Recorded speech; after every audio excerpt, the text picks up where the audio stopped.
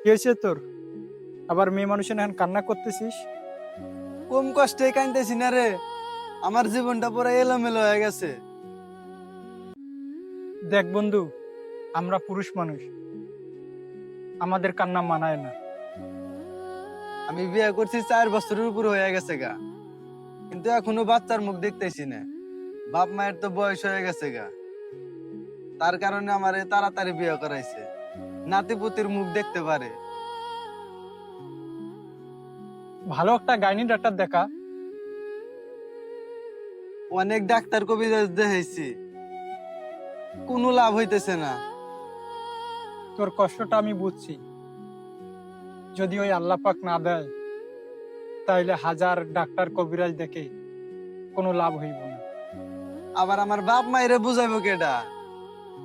প্রতিবেশী, আত্মীয় স্বজন, আমার খালারা সবাই বলতেছে যে আমার বউয়ের নাকি সমস্যা আছে। এই কারণে আমার আত্মীয় স্বজন পাগল হয়ে গেছে যে আমার নাকি আর একটা বিয়ে করাইবো। তোরা তো বন্ধু জানোসই, আমার বউরে আমি অনেক ভালোবাসি। জীবনে অনেক কিছু ত্যাগ করছি, অনেক কিছু স্যাক্রিফাইস করছি।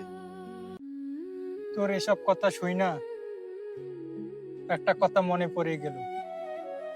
অনেক পুরুষেই ঘরে বউ রাইকা পরকীয়া করে, আর এই যুগে তুই তোর বউকে এত ভালোবাসি।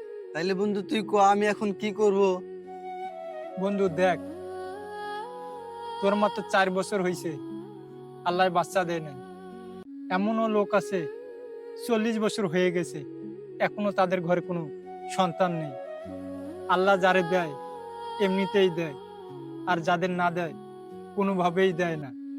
তুই বাড়িতে বোঝা, তুই একটা কথা বলবি বাড়িতে, অন্য জায়গায় যদি তোকে বিয়ে দেয়, সে ঘরে যদি তোর বাচ্চা না হয়, তখন তুই কি করবি?